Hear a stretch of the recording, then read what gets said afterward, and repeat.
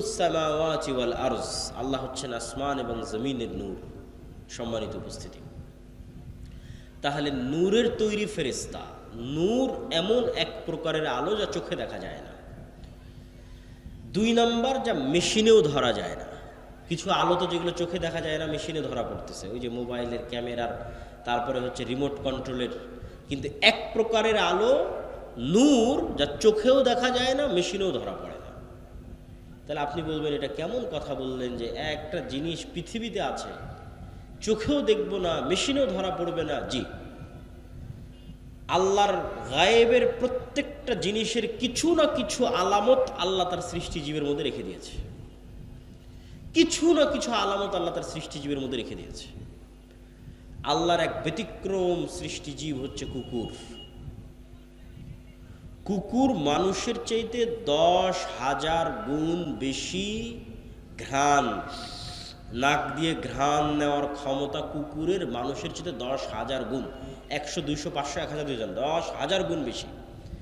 তাহলে আমার কাছে আমি যদি এই পানির বোতলটা নিই এবং এই পানির বোতলটা নাকে টানি, তাহলে বলবো না এটার তো কোনো সেন্ট নাই। পানিরও আমি বলতে পারি যে না, পানির তো কোনো সেন্ট নাই, এটার কোনো সেন্ট নাই। তা এটার সেন্ট নাই বলাটা যেমন মিথ্যা, বিজ্ঞানও হয়তো এসে বলবে যে না এটার কোনো সেন্ট নাই। বিজ্ঞানও মিথ্যা, কেন বিজ্ঞান এখন পর্যন্ত কুকুরের নাকের মতো পাওয়ারফুল যন্ত্র তৈরি করতে পারেনি। কিন্তু এই পানির বোতলটা কুকুরের নাকের সামনে লাগান, দিয়ে পানির বোতলটাকে 10 কিলোমিটার দূরে রেখে আসেন, এই পানির বোতল কুকুর খুঁজে বের করে নিয়ে আসবে। তাহলে আমি না গন্ধ পাচ্ছি না, আর আমার আবিষ্কার করা যন্ত্র গন্ধ ধরতে পারতেছে না, তার মানে গন্ধ নাই। এটা কি ঠিক না ভুল? আছে, তার প্রমাণ কি? ওই যে আল্লাহর আর এক সৃষ্টিজীবও ধরতে পারতেছে, ওর কাছে আছে। আমরা যেভাবে একজন আরেকজনকে দেখছি, চিনছি, এভাবে কুকুর চিনে না। কুকুর ঘ্রাণ দিয়ে আপনাকে চিনে। আপনার এই চেহারা, সাদা কালো দাড়ি, অথবা দাড়ি চাছা, লম্বা উঁচু মোটা, এইভাবে দেখে কুকুর চেনে না যেভাবে আমরা চিনি। ঘ্রাণে চিনে, এটা অমুক, এটা অমুক, ঘ্রাণে চিনে ফেলে। ওইভাবে দেখতেই পায় না কুকুর। আমরা যেভাবে দেখি এভাবে দেখতেই পায় না, তো ওভাবে দেখে চিনবে কিভাবে? ওকে আল্লাহ দিয়েছে ঘ্রাণ শক্তি। ঠিক হাতি সহ এরকম কিছু প্রাণী আছে যাদের দিয়েছে শ্রবণ শক্তি, খুব সূক্ষ্ম, একদম ভয়ঙ্কর লেভেলের সূক্ষ্ম, মানুষের যে 2-3 হাজার গুণ। যন্ত্র ওই লেভেলের সূক্ষ্ম নয়। তাহলে একটা আওয়াজ আমি শুনতে পাচ্ছি না, তার মানে ওই আওয়াজটা নাই, মিথ্যা কথা। একটা আওয়াজ কোনো যন্ত্র শুনতে পাচ্ছে না পৃথিবী, তার মানে আওয়াজটা নাই, মিথ্যা কথা। যে কবরের আওয়াজের আওয়াজ তো আমি শুনতে পাই না, মুগুর দিয়ে তো পিটাচ্ছে, কই আমি তো শুনতে পাচ্ছি না, চিৎকার করতেছে, আমি তো শুনতে পাচ্ছি না, তার মানে আওয়াজ হচ্ছে না। না, ওই লেভেলের আওয়াজ শোনার ক্ষমতা আপনার নাই, কিন্তু ওই লেভেলের আওয়াজ শোনার ক্ষমতা আল্লাহর কিছু কিছু প্রাণীর আছে। তো ঠিক পৃথিবীতে এমনও আলো আছে যে আলো দেখার ক্ষমতা আল্লাহর কিছু প্রাণীর আছে। যেমন কুকুরকে শয়তানের আলো দেখার ক্ষমতা দেওয়া আছে, মোরগকে ফেরেশতার নূর, নূর যেই লেভেলের আলো, ওই লেভেলের আলো দেখার সক্ষমতা মোরগকে, মুরগিকে দেওয়া আছে ফজরের সময় যখন সে চিৎকার করে। সম্মানিত উপস্থিতি, তাহলে পৃথিবীতে নূর অস্তিত্বশীল এবং ফেরেশতারা নূরের তৈরি, এবং ফেরেশতাদের অস্তিত্ব আমাদের সাথে সম্পৃক্ত। কতটা বাস্তব আমি না বুঝাতে পারলে সেটা আমার ব্যর্থতা, কিন্তু আমি বুঝানোর তারপর চেষ্টা করব। ঈমান বিল গায়েবকে ইয়াকিনের স্তরে নিয়ে যাওয়ার। ঈমান বিল গায়েবের 6টা বিশ্বাস মুসলমানদের নাই, সেটাকে ইয়াকিনের স্তরে নিয়ে যাওয়া যায় কিনা, পারলে সফল, না পারলে ব্যর্থ, সেটা আমার ব্যর্থতা। সেটা হচ্ছে যে ফেরেশতা অস্তিত্বশীল, এটার অস্তিত্বটা কতটা বাস্তব। আপনি জন্মের পর, পৃথিবীতে জন্মের পরই সর্বপ্রথম আপনার মাকে দেখেছেন। তা আমি যদি বলি আপনার মা নাই, আপনি জীবনেও বিশ্বাস করবেন না। তারপরে আপনি বিবাহ শাদী করার পর আপনার ছেলে আপনার চোখের সামনে হয়েছে, তা আমি যদি বলি এটা আপনার ছেলে নয়, আপনি জীবনেও বিশ্বাস করবেন না। তাহলে আপনার ছেলের অস্তিত্ব আপনার কাছে যতটা সত্য, আপনার মায়ের অস্তিত্ব আপনার কাছে যতটা সত্য, এর চাইতে অনেক বেশি গুণে সত্য আপনার সাথে ফেরেশতার অস্তিত্ব। কেন আপনার সাথে ফেরেশতার অস্তিত্বের চেয়ে বেশি গুণে সত্য? কেননা আপনার আদি পিতা আদম আলাইহিস সালাতু ওয়াস সালাম পৃথিবীতে সৃষ্টি হওয়ার পর প্রথমে তার মাকে দেখেনি। পৃথিবীতে সৃষ্টি হওয়ার পর বন্ধু হিসেবে প্রথমে তার ভাইকে, বোনকে, মাকে, বাপকে, চাচাকে, মামাকে, খালাকে, স্ত্রীকে, এগুলোকে পায়নি। সৃষ্টি হওয়ার পর চোখ খুলে সর্বপ্রথম যদি দেখে থাকে তাহলে পৃথিবীর ভিন্ন জগতের দুই প্রাণীকে দেখেছে, একটার নাম ফেরেশতা আর একটার নাম জিন। তাহলে মানুষের সাথে মানুষের সম্পর্ক বেশি মজবুত হলো না মানুষের সাথে ফেরেশতার জিনের সম্পর্ক বেশি মজবুত হলো? বলেন এবার আমাকে। ফেরেশতার জিনের সম্পর্ক বেশি মজবুত। জন্মের পর তো তৈরি হওয়ার পর তো আর একটা মানুষকে দেখিনি, প্রথম দেখেছি ফেরেশতাকে, প্রথম দেখেছি জিনকে। তাহলে আমার সাথে পৃথিবীর আর যে কারো অস্তিত্বের চাইতে, আর যে কোনো বন্ধুর চাইতে, আর যে কোনো ব্যক্তির চাইতে বেশি অস্তিত্বশীল, বেশি বাস্তব ফেরেশতার অস্তিত্ব। ওর দেখেই তো আমার যাত্রা শুরু। ওয়াইদ ক্বালা রাব্বুকা লিল মালাইকাতি ইন্নী জাইলুন ফিল আরদি খলিফা ক্বালু আতাজআলু ফিহা মান ইউফসিদু ফিহা ওয়া ইয়াসফিকুদ দিমা। যখন আল্লাহ ফেরেশতাদের ডেকে বললেন, এই ফেরেশতারা, আমি পৃথিবীতে আমার প্রতিনিধি সৃষ্টি করতে চাই, খলিফা সৃষ্টি করতে চাই। বললেন, আল্লাহ আপনার তাসবিহ তাহলিল করার জন্য তো আমরা আছি, করার সৃষ্টি করার কি দরকার? তোমরা তা জানো না যা আমি জানি। তারপরে আল্লাহ আদমকে সৃষ্টি করলেন, করার পর ফেরেশতাদের বললেন তোমরা সিজদা করো। তো প্রথম পরিচয়ই হলো ফেরেশতাদের সাথে। আর এখন কেউ বিশ্বাস করে না ফেরেশতা আছে, এমনি মুখে বলছে ফেরেশতা আছে, ফেরেশতার উপর ঈমান আনলাম, বলার সময় বলেছে, অন্তরে নাই। এবার দুই একটা উদাহরণে যাব আমরা যে আল্লাহর নবীর যুগে সাহাবীরা ফেরেশতাদের উপর কেমন বিশ্বাস রাখত। আমরা আজকে ঈমান বিল গায়েবের শুধু একটা পয়েন্টের আলোচনা করতেছি, ফেরেশতা। আল্লাহর নবীর যুগে সাহাবীরা ফেরেশতাদের উপর কেমন বিশ্বাস রাখত তার উদাহরণ।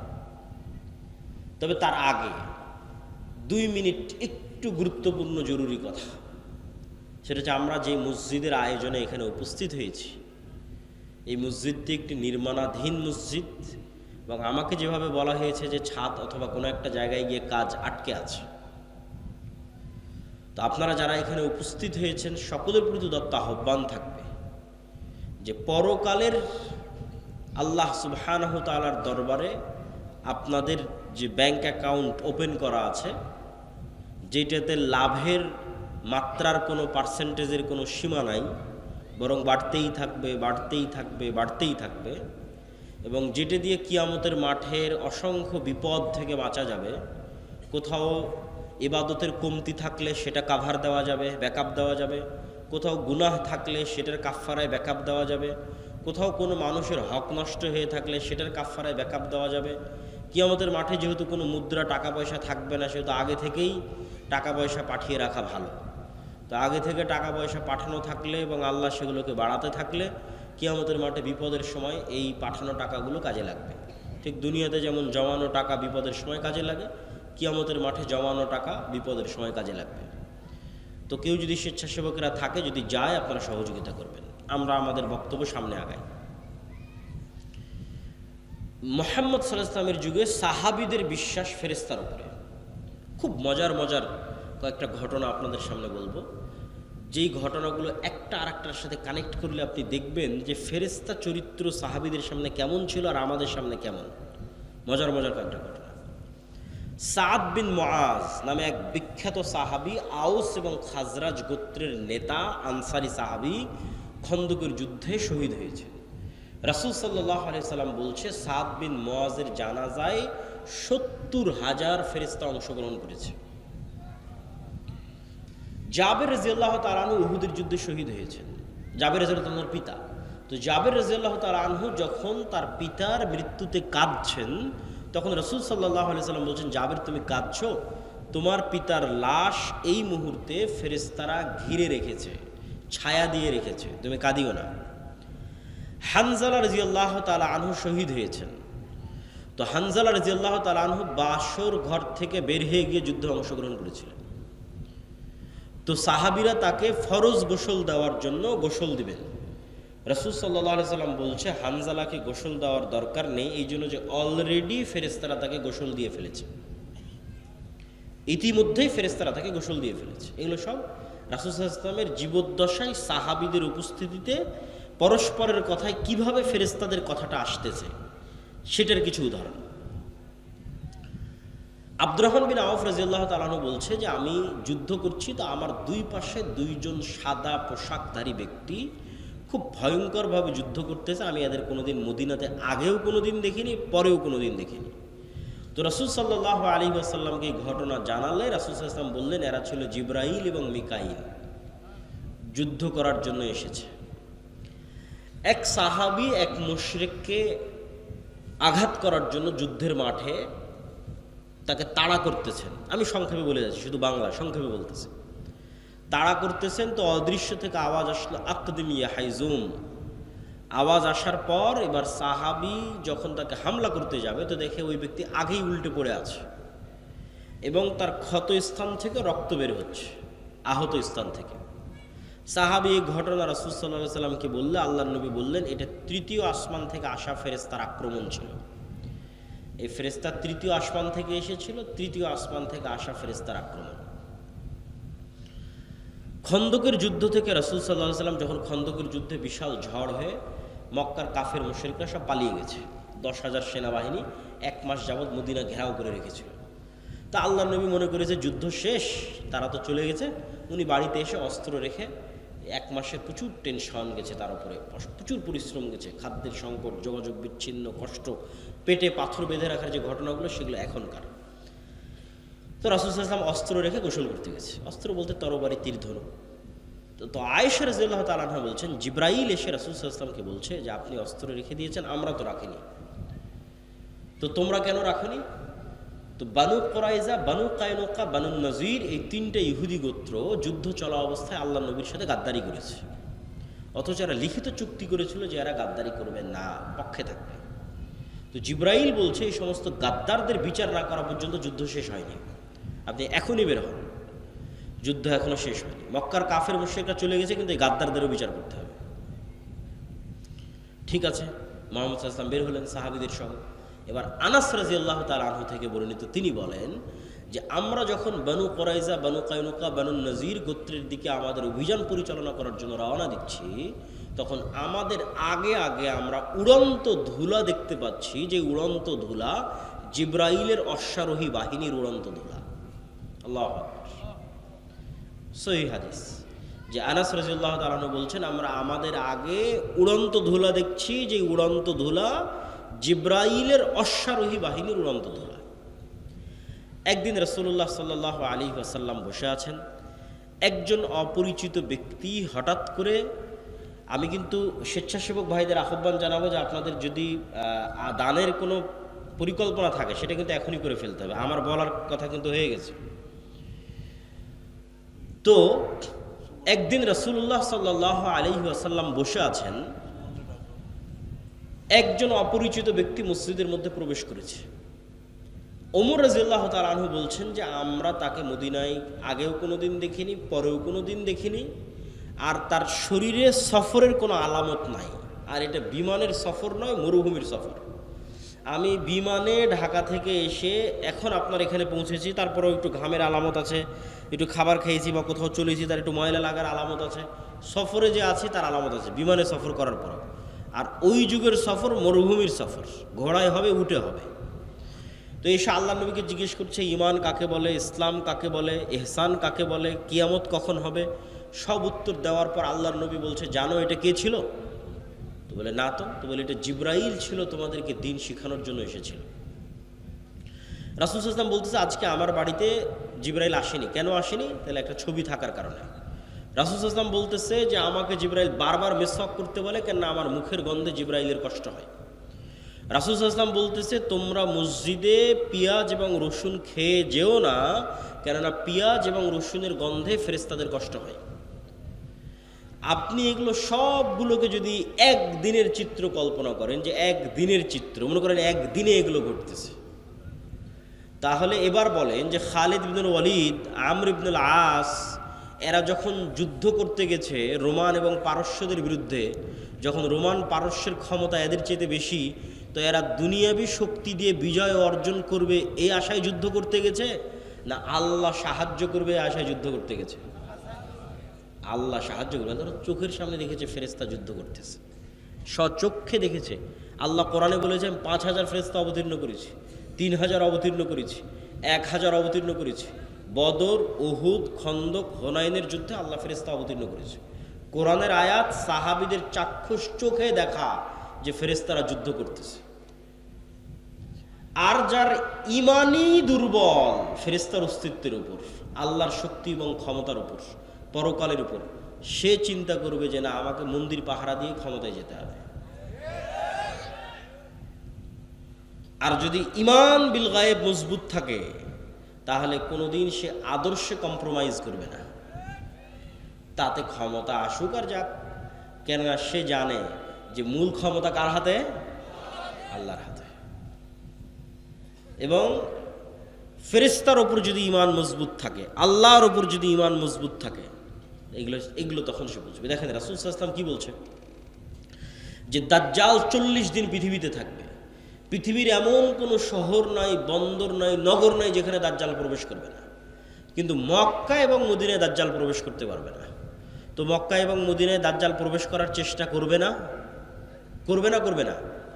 করবে। রাসূল বলছে প্রত্যেক যতবার দাজ্জাল মক্কা মদিনায় প্রবেশ করার চেষ্টা করবে, ততবার মক্কা মদিনার রাস্তায় উন্মুক্ত তরবারি হাতে ফেরেশতারা তাকে প্রতিরোধ করবে। আল্লাহু আকবার। আল্লাহর নবী বলেনি যে মানুষ প্রতিরোধ করবে, ফেরেশতা প্রতিরোধ করবে উন্মুক্ত তরবারি হাতে। যে ফেরেশতার অস্তিত্বের প্রতি ঈমানই নাই, তো কেমনে আল্লাহর সাহায্যের আশা করবে যে না আল্লাহর সাহায্যে ফেরেশতা আসতে পারে? ঈমানই তো নাই, কেমনে আশা করবে? তখন চিন্তা করবে যে না, আমাকে কম্প্রোমাইজ করতে হবে, আমি তো এটা না করলে ভোট পাবো না, ওইটা না করলে তো মানুষ সায় দেবে না, অতএব এটাই ছাড়, ওইটাই ছাড়, ওইটাই ছাড়। দিন শেষে ইসলামীবাদ, ইসলামী আর নাই। তো ঈমান বিল গায়েব, এর উপর ঈমান মজবুত হতে হবে। ঈমান বিল গায়েবের একটা বড় অংশ হচ্ছে পরকাল। পরকাল মানে মৃত্যুর পর পুনরুজ্জীবন। তো মৃত্যুর পর পুনরুজ্জীবনের আলোচনায় যাওয়ার আগে ফেরেশতার আলোচনায় আর দুটো কথা। ফেরেশতার অস্তিত্ব যে আছে আপনি কেমনে বুঝবেন?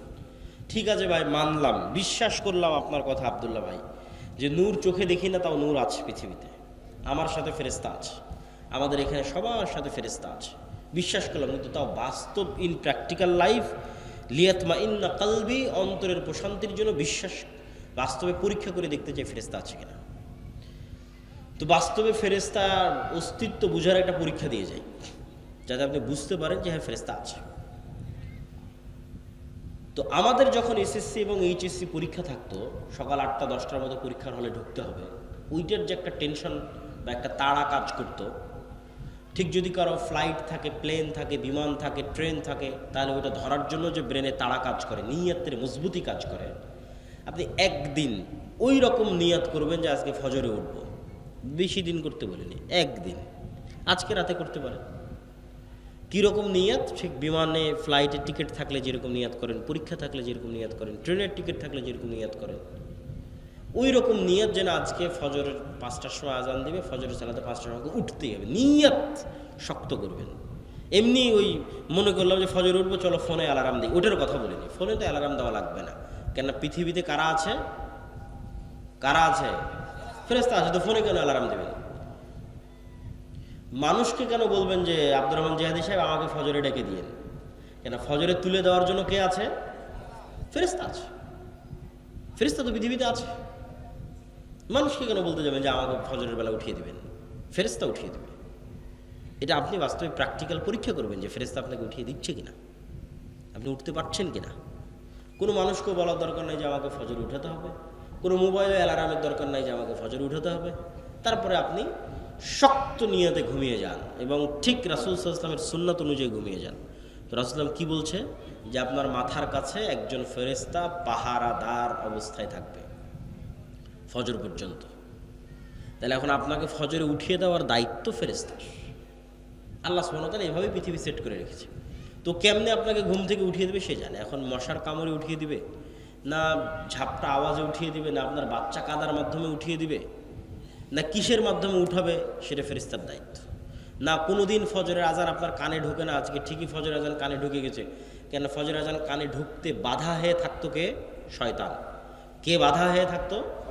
শয়তান। আজকে ফেরেশতা ঢুকতে দিয়েছে, শয়তানের বাধা সরে গেছে, ফেরেশতা ঢুকতে দিত, ফজরের আজানই ডাইরেক্ট কানে ঢুকে গেছে। আপনি এমনি উঠে গেছেন।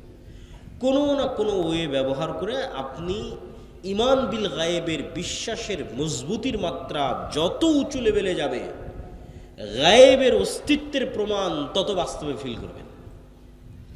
ইমান বিল গায়েবের উপর বিশ্বাসের মাত্রা যত উঁচু লেভেলে যাবে, মাত্রা যদি সাহাবীদের লেভেলে যায় তাহলে ফেরেশতা আবারও যুদ্ধ করার জন্য নামবে। এটাই ঠিক। মানে বিশ্বাসের মাত্রা যদি সাহাবীদের লেভেলে যায় তাহলে বাস্তবে স্বচক্ষে আবারও ফেরেশতাদের যুদ্ধ করতে দেখা যাবে। কিন্তু ওই লেভেলে মাত্রা নাই, যাচ্ছে না, নেওয়া যাচ্ছে না। কেননা আমরা সবাই হয়ে আছি শয়তানের বন্ধু, শয়তানের দোসর। কেমনে আপনার কাছে ফেরেশতা আসবে আপনি বলেন? যেখানে রাসূল সাল্লাল্লাহু আলাইহি ওয়াসাল্লাম বলছে যে পেঁয়াজ এবং রসুনের গন্ধে ফেরেশতারা কষ্ট পায়, আর আল্লাহ নবী তো পেঁয়াজ রসুন খেতই না, ফেরেশতা কষ্ট পাবে। তো এমনি এতবার মেসওয়াক করতে যাতে জিবরাইল কষ্ট না পায়, আর আপনি সারাদিন বিড়ি আর সিগারেট নিয়ে বসে আছেন, তাহলে আপনার কাছে ফেরেশতা যাবে? আপনার কাছে ফেরেশতা যাবে না। আপনার সাথে কে আছে সবসময় বলেন তো? শয়তান আছে। আপনি সিরিয়াস বিশ্বাস করেন আপনার আশেপাশের যত বন্ধু অস্তিত্বশীল আছে এদের অস্তিত্ব যত সত্য, আল্লাহর কসম, ওয়াল্লাহি আল্লাহর কসম, ওয়াল্লাহি আল্লাহর কসম, আপনার সাথে ফেরেশতার অস্তিত্ব তত সত্য, আপনার সাথে শয়তানের অস্তিত্ব তত সত্য। তা আপনি তো শয়তান যেটা যেটা পছন্দ করেন ওটা আপনার সাথে ধরে রেখেছেন, তাহলে তো সবসময় আপনার সাথে শয়তান আছে। আল্লাহ নবী বলছে যেই ঘরে ছবি মূর্তি আছে, যেই ঘরে কুকুর আছে, ওই ঘরে কে ঢোকে না? ওই ঘরে ফেরেশতা ঢোকে না। কেউ যদি কোনো ঘরে ঢোকার সময় বলে আসসালামু আলাইকুম, তাহলে ওখান থেকে কে পালিয়ে যায়? শয়তান পালিয়ে যায়। আর যদি আসসালামু আলাইকুম না বলে তাহলে শয়তান আরো ডাক দেয় যে আসো এখানে থাকো।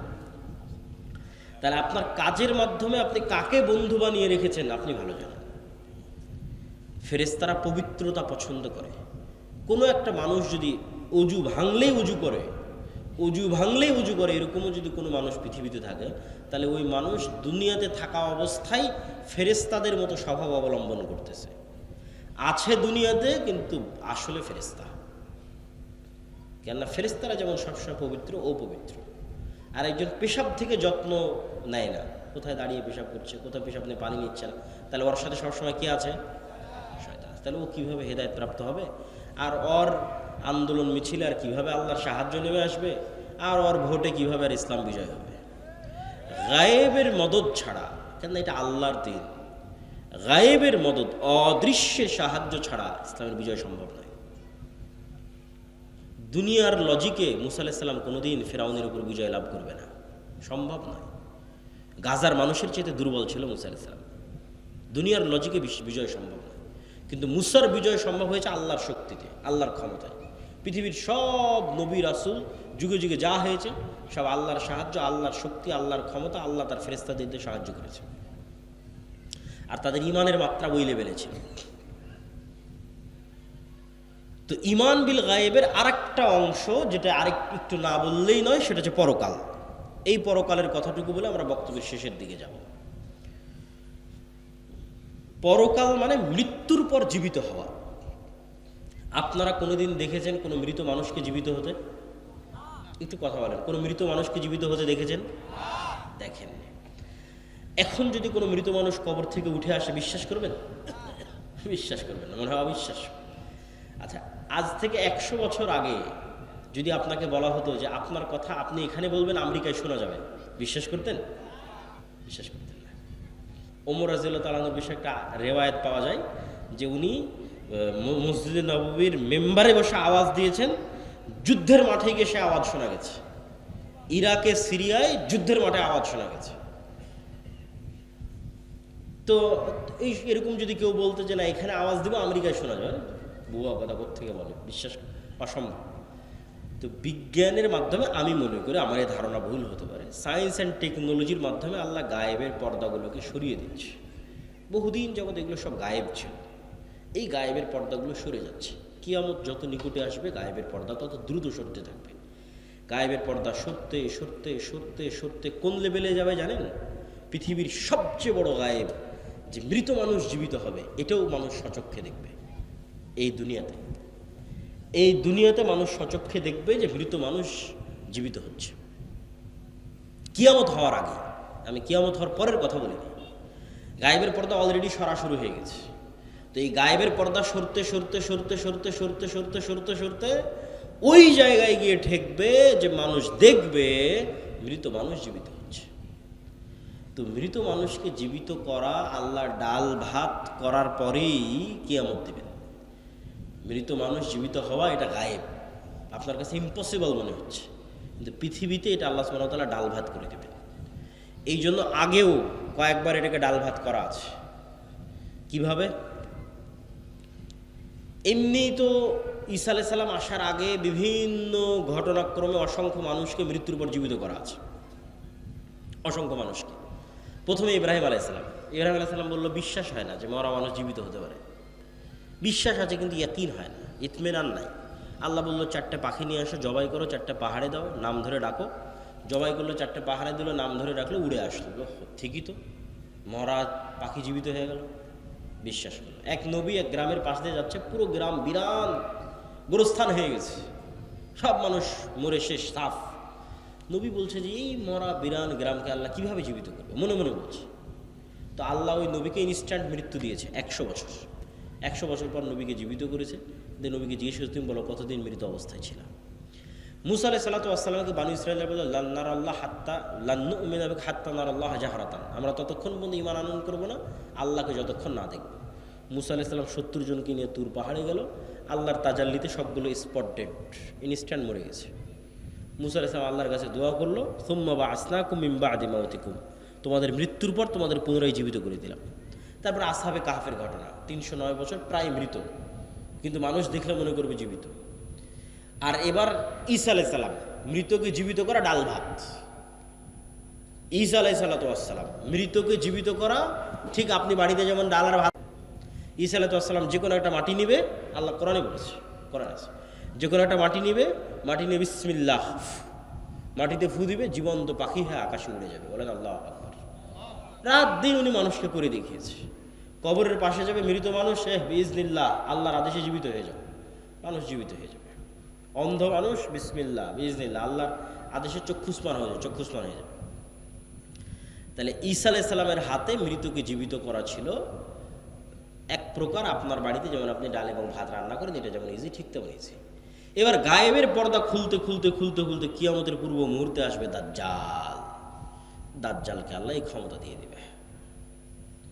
দাজ্জাল মানুষকে বলবে যে আমাকে আল্লাহ হিসেবে বিশ্বাস হয় না, তো তোমার দাদা কতদিন আগে মারা গেছে? তো বলে আমার দাদা আছে 10-15 বছর আগে মারা গেছে। তোমার বাপ? আমার বাপ 5 বছর আগে মারা গেছে। ঠিক আছে, তোমার বাপ আর তোমার দাদাকে আমি নিয়ে আসতেছি কবর থেকে উঠিয়ে।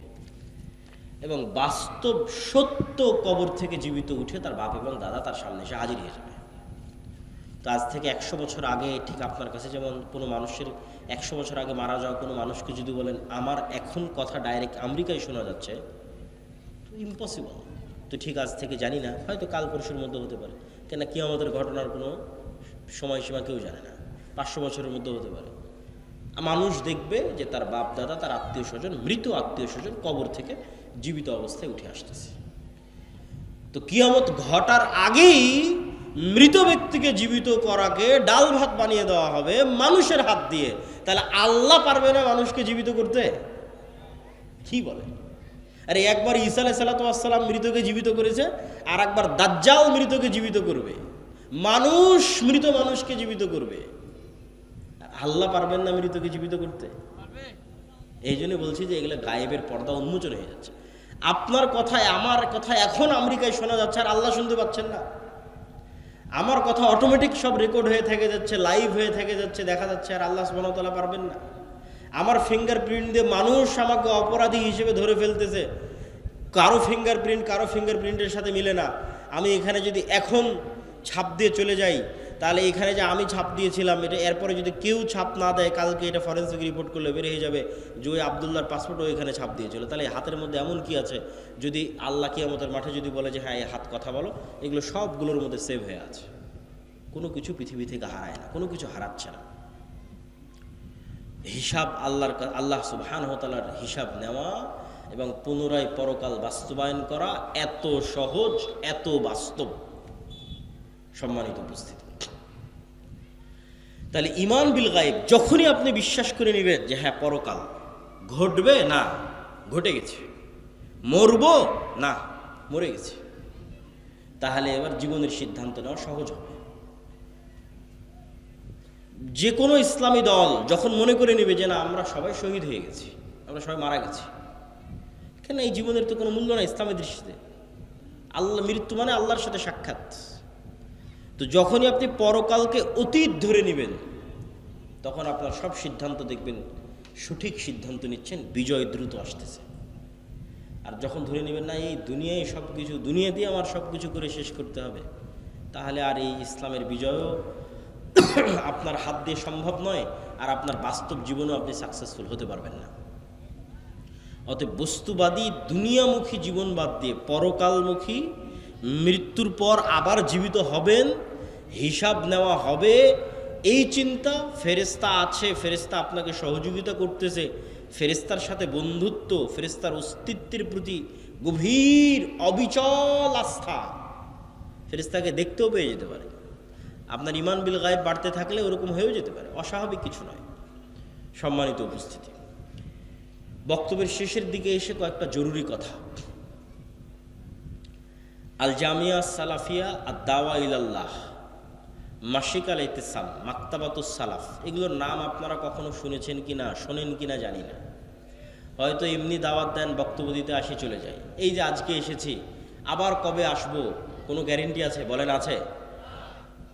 মৃত্যু হয়ে যেতে পারে। আর এই সারা বাংলাদেশের কত গ্রাম, কত জেলা, কোন জায়গায় আবারও যাওয়া হবে আর কোন জায়গায় আবারও যাওয়া হবে না, কোনো গ্যারেন্টি নেই। কিন্তু প্রতি মাসে আমরা যে মাসিক আল ইতিসামে লিখতেছি, আমি নিজে 3টে লিখি, 3টে প্রবন্ধ লিখি। একটা হচ্ছে সম্পাদকীয়টা লিখি, যেমন প্রথমে আজকের এটাতে আছে হামাস ইসরায়েলের যুদ্ধবিরতি, গাজার ভবিষ্যৎ কী, এটা এই মাসের সম্পাদকীয় আমার লেখা। এবং 2টা প্রবন্ধ লিখি, তাহলে মোট 3টে লিখি প্রতি মাসে।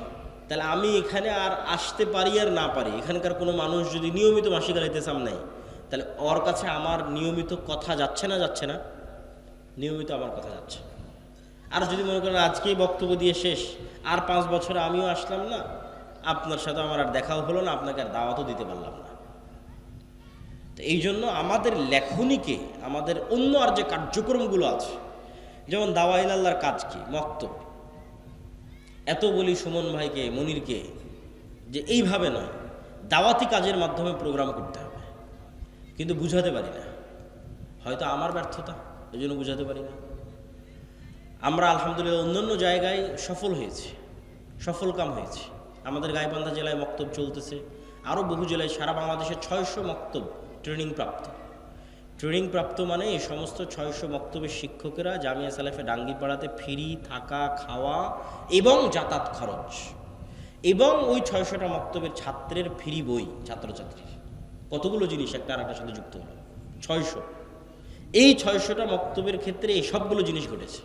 মানে 600 মক্তবের ইমাম জামিয়া সালাফিতে এসেছে, 7 দিন ব্যাপী ট্রেনিং নিয়েছে, থেকেছে, তাদের থাকা খাওয়া খরচ, যারা ট্রেনিং দিয়েছে তাদের বেতন, তাদের যাতায়াত খরচ, আবার ওই মক্তবের ছাত্রছাত্রীর বই, সবগুলো দাওয়া ইলাল্লাহর পক্ষ থেকে বহন করা হয়েছে। এবছর আমরা দাওয়া ইলাল্লাহর জাতীয় মক্তব প্রতিযোগিতাকে টিভি চ্যানেলে নিয়ে যাচ্ছি। এইটার পিছনে খরচ আছে প্রায় 50 লক্ষ টাকার কাছাকাছি। টিভি চ্যানেলের সময় কেনা থেকে শুরু করে সম্পূর্ণ প্রজেক্টটা বাস্তবায়ন করা। আপনাদের ছেলেমেয়েরাই টিভিতে যাবে এবং কথা বলবে, তাদের জ্ঞানকে ছড়িয়ে দেবে। তাহলে এই যে একটা প্রসেসের সাথে যদি আপনারা যুক্ত হন, এটা স্থায়ী দাওয়াত। আমি সেখানে যাই আর না যাই, আমার ট্রেনিং প্রাপ্ত শিক্ষক ওখানে কোরআন শিখাচ্ছে, এটা চিন্তা করলেই মন ভালো হয়ে যায়, চিন্তা করলেই মন ভালো হয়। আর যখন মনে করি আমি এখানে আসলাম, ফাও আজকে বের হয়ে গেলাম, এখানে একটা বক্তব্য চালু করতে পারলাম না, তখন মনে হয় যে না, আমার এই দাওয়াতি সফরটার কল্যাণকর হলো না, সাদাকায় জারিয়াটা স্থায়ী হলো না। 2 ঘন্টা চিৎকার করলাম, মানুষ তো এখন ভুলে যাবে। আর যদি না, এখানে এই শিবগঞ্জ কানসাট অঞ্চলে আমার 10টা-50টা মক্তব চলে, তাহলে আমার মনে হবে যে না, ওই 10টা-50টা মক্তবে যে বাচ্চা কোরআন শিখতেছে, ওর সাদাকায় জারিয়ার নেকি আমিও পাবো। কেন সেগুলোর আমরা খোঁজ খবর রাখতেছি, প্রতিযোগিতা আয়োজন করতেছি, তদারকি করতেছি। তো ঠিক তেমনি আমাদের আরও লেখনির যে বিষয়গুলো আছে, শাইখ আব্দুর রাজ্জাক বিন ইউসুফের যে বইগুলো আছে, আমাদের ছাত্ররা একটা পত্রিকা বের করে, কিশলয়, এটা ছাত্রদের। এর এই যে প্রচ্ছদ ডিজাইন, এটাও ছাত্রদের করা। এর ভিতরের যে লেখার যে ডিজাইন, এটাও ছাত্রদের করা।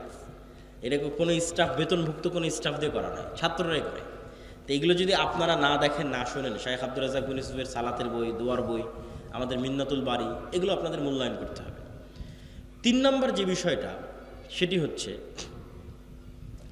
সমাজ থেকে অন্যায়কে উৎখাত করার আরেকটা বড় অন্যায় হচ্ছে সুদ। সমাজ থেকে যে সমস্ত অন্যায়কে উৎখাত করা উচিত বলে মনে হয়, তার মধ্যে আরেকটা বড় অন্যায় কি বলেন তো? সুদ। কেন সুদ বড় অন্যায়? সুদ মানুষকে গোলাম বানায়। ফেরাউন বানু ইসরাইলদেরকে যে গোলাম বানাতো না, আপনি ইতিহাস পড়ে দেখেন, ওর গোলাম বানানোর আরেকটা মূলনীতি ছিল সুদ। ওদের সুদি লেনদেনের মাধ্যমে ওদেরকে গোলাম বানিয়ে রাখত।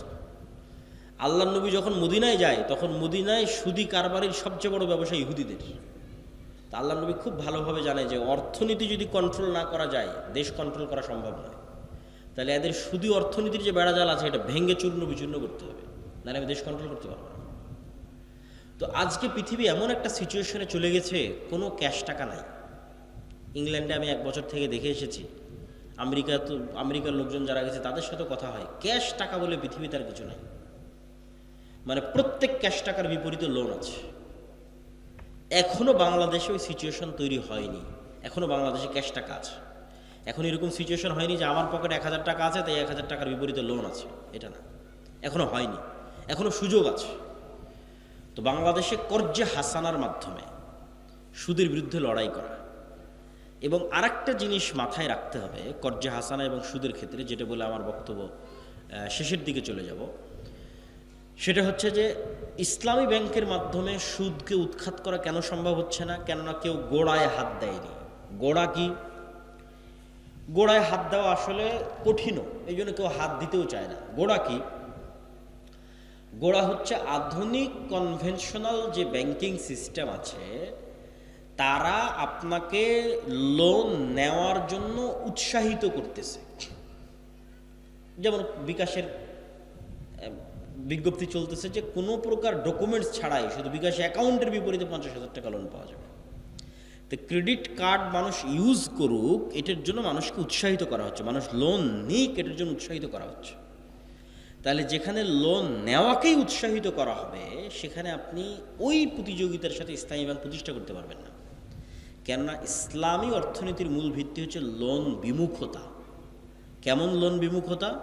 সুদি লোন নয়, কর্জে হাসানাই নিব। বুঝেন না? বুঝাতে পারলে আমার ব্যর্থতা।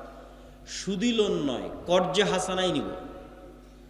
তো কর্জে হাসানাই যদি আমি নেই, সেটা ফ্রিজ কেনার জন্য নিব, এসি কেনার জন্য নিব, মোটর সাইকেল কেনার জন্য নিব, মোবাইল কেনার জন্য নিব, গায়ের একটা ভালো জামা কেনার জন্য নিব, আজকে হোটেলে ভালো খাবো এটার জন্য নিব, বাড়িতে ছাদ দেবো এটার জন্য নিব, এর প্রমাণে দলিল দেওয়া কঠিন আছে। সুদি ঋণের কথা আমি বলি না, কর্জে হাসানা নিব।